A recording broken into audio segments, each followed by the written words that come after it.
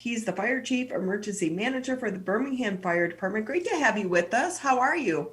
Good. How about you?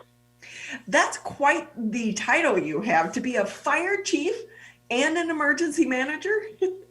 Yeah, it's the title. The second part there, I never thought I would have to really partake too much in my career, but then, COVID hit and here we are. I was going to say, I hope they're paying you double salary, but knowing how local government works, I doubt that. But still great to have you, and I'm sure that they appreciate having your perspective in both jobs. They do. And it definitely helps me to be a better fire chief, knowing a little bit about emergency management as well. So with that, if we can just start off with the conversation, we recently did report that you said, hey, you're holding up your hand. Your department is ready to be able to administer the vaccination to the residents of Birmingham. Your response, and where do things stand right now? Well, yeah, correct. When this hit, we were following, the pandemic when it was overseas, and when it came to the United States, we had a plan in place, had the PPE that we already had here for the fire department prior to being being more involved with emergency management. So as soon as we got our hands on changing our SOPs to address this pandemic, we thought, what would we do next? And that was, well, one day there'll be a vaccine available. So we acquired what we thought would be enough to handle most of our most vulnerable, 65 and older, 50 and older. So we acquired 5,000 syringes and needles. So if there was a shortage, we would have those to start administering the vaccine. And then as we saw, there was a couple companies coming out to market with 2 doses. We over doubled that to 11,000 to allow us to vaccinate 5,500 residents. So we've had this plan since April of last year, but we wanted to wait till the vaccine rolled out. And once it rolled out, verbally, we had conversations with the state and let the county know we wanted to do this. But once it was out, we wanted to put it in writing just so, hey, here it is. Here's our plan. Let's try to have address any issues you might see. So one day when the vaccine is more available, we can jump in and help vaccinate our most vulnerable here in our city. Chief Wells, you might want to look out because you're thinking ahead, which it seems that some people in our elected leadership may have trouble doing. We seem to be turning on a dime with this pandemic. We also know that the information is changing daily as well. But with that, great insight and forethought by you and members of your team. But at this point, you just simply can't get the vaccine. Yes, that's correct. But back to the insight. Hearing Professor Mark there just talk. I mean, he's great, and he hit the nail on the head. A lot of people are reactive when things happen, and like he said about the armies, building armies whenever there's a conflict.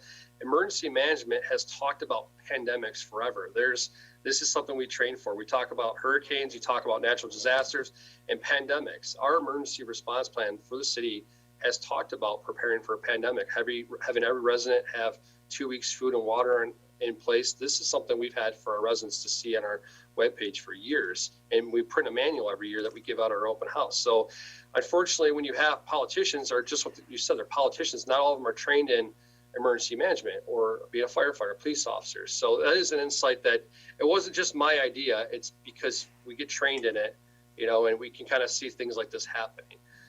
As far as where we're at, I believe was your question. We're waiting still. We have not been told a firm no or a firm yes.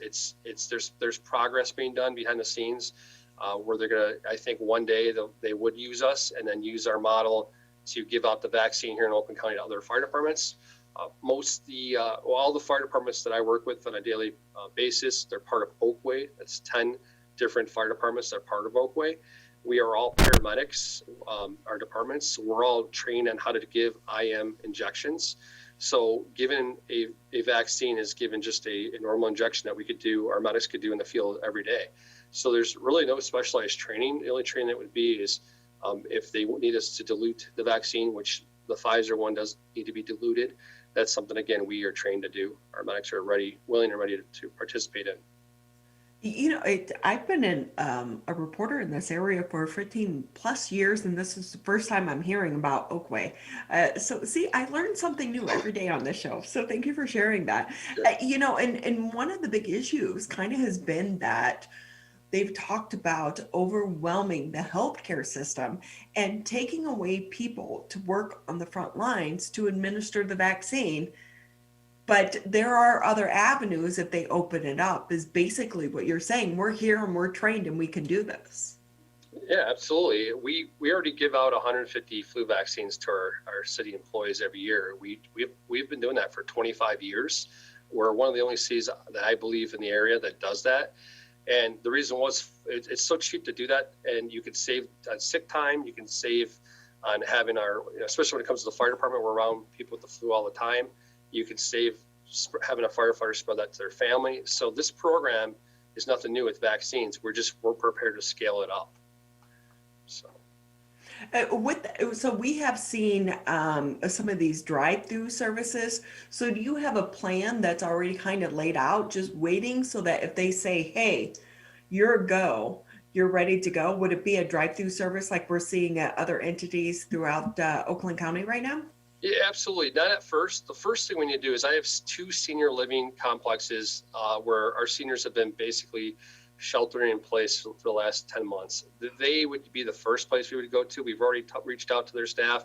We helped them with testing. We helped them with PPE over the last year. They would be our first stop because they're in a concentrated area. And a lot of them don't drive, but they're not long-term care facilities, so they're not on a priority list right now with the county. They're not a nursing home. They're independent living. So we would first go there. We could use their staff to help out as we did with testing. They would help us out. So it would require less Birmingham City employees in the first phase. Then our third stop would be our senior center in town here. We have a privately ran senior center. They have 800 Birmingham seniors that are part of that. And they've already done a survey. And last week I spoke to the supervisor there, and they're at around 200 plus people that want us to administer the vaccine at their center. Again, it would be done safely, spread out. They did flu vaccinations with a private company this fall the same way. And they can also have access to busing, so they can get to those seniors that live independently at home and get them to the center for us. It would be an option that would make the most sense before we went to drive-through. And then we would switch to a drive-through process here at our main. We have 2 fire stations in Birmingham. We would do it at our main fire station. And we would do that 5 days a week for about a 5 or 6 hour window. Again, depending on how much vaccine we could get. That was what the parameters, if we were able to pick up the vaccine thawed from Oakland County or somewhere else in Southeast Michigan, we could get the vaccine to our site and administer it before it went bad after being thawed. So we're very flexible in the fire service. I mean, that's how we roll. I mean, you can't predict these emergencies. You can kind of predict what kind, but we're able to roll with the punches and make it work. With that, also when you're talking about the logistics, like it seems in talking to you, like you're going, okay, here's plan A, B, C, D, E, and F. And one thing we've seen about the vaccine, it is about logistics, especially with the Pfizer vaccine that has to be stored at those super cold temperatures. So when it comes to that, would you be looking at that vaccine, or would you say, no, we only need the Moderna vaccine at this point in time? I can make anything work. Like I said, if it's the Pfizer one, I can have a runner be there right at the freezer door when they hand us our 100 or 50 doses a day, get it to our site, and then have everyone lined up ready to go. If you just communicate with us, just like the call center, we're prepared. We already made our own spreadsheets and scheduling, and we've had a couple of meetings with my staff, other city staff, to beat up how we can organize a schedule, what we would do if someone doesn't show up, how we can get out a instant alert to our citizens and say, hey, 5 people didn't show up, contact this number. We have a form made where we can, get that registered ahead of time. The only thing we're not doing is we're not doing a waiting list right now because we can't dedicate. We don't want to have people give people false hope too. We keep telling everyone, please sign up for Oakland County. Go to their website. We refer them on our city website to go to the Oakland County Health Department, sign up, go anywhere else you can. So we're prepared to take anything we can get. We can make it work. We can adapt very quickly. Because we have heard these heartbreaking stories where some of these vaccines are going bad because maybe people didn't show up or they didn't use them for whatever reason, but they're only good for so much time. But this is about logistics. And one thing when it comes to first responders and people such as yourself and the firefighter in the EMT world, it's about being prepared to respond for the unknown. I agree. It is. And the one thing I want to, I think that's missing is right now there's a mass testing site in Novi, and that's great. You can get a lot of people, but what if you live in North Oakland County? I mean, that's the closest, that's an hour drive, to get somewhere. We need to have more sites. So I understand there's a shortage. I do. When we released our plan, this is when we thought there was going to be more release in the federal government, and that didn't happen. So we're willing to, we get that the county is in a hard spot, the state's in a hard spot. My plan is to have a plan, though. We work out all the bugs. If there's some legalities, like I even had our city attorney draw up a waiver that the city would be, good to go if there's anything happening. We talked about how we would have that waiver filled out safely. We could download it online and just, give us a copy with the site. We tried to figure out all this ahead of time. And I think the county, when they have done their drive-through services, like that's where our firefighters went through, they did an amazing job. But we just want to have more sites and provide to our citizens the resources I think they deserve. Yeah, Paul Wells with us here on the MegaCast. He's the fire chief and emergency manager for the Birmingham Fire Department. And with that chief too, I worry about members of our senior citizen community because we're just assuming everyone is online. And they are such a great population that they're not online. Even despite everything that's going on in this pandemic, they can't just go online and click to make that appointment. And so I think your plan in trying to reach out to these seniors is such a vital plan that should be shared with other departments across the state and the country as well, because eventually we are going to be able to hopefully get enough of this vaccine. Yeah, and our plan, this should be a plan that's always in place. I know when you're talking earlier, there's as people are hopeful there's not another pandemic. This pandemic might be around. This might be a yearly thing. We don't know enough about the vaccines out there and these variants coming out of Europe and South Africa. This might be the norm. So you're going to need to have fire departments to help out. You're going to need cities that don't have a fire department that are trained in ALS to, invest in the fire department to help out. Because every time there's a hurricane or there's an earthquake or there's now a pandemic, emergency services are looked to take on more. And you need to have that infrastructure in place. You can't do a mass hiring in the middle of a pandemic for firefighters. It's just tough to do. So you need to have a plan. We'll use this plan again in the future, I'm sure. Unfortunately, the world's getting smaller with everyone being able to travel, and travel costs are less. So this is going to be nothing new. So the hopefulness of this pandemic is we learn a lot from it. And the next one that comes around, which it will, unfortunately, I hate to be, the blue, I like to be the blue skies happy, but I feel like every time I have my staff meeting weekly with the rest of the departments, and I feel like I'm the Debbie Downer person, and I hate it. It hasn't been fun, but with this is why we're excited as a fire department. Our firefighters are stressed out. They've seen a lot of negativity from people getting sick and dying from this virus. And we're fortunate because our city's done very well compared to other cities, but it's had a toll. So this is our time for redemption. The firefighters are excited to partake in this. Everyone's willing to put in the extra time and hours. And I hope this is something that happens.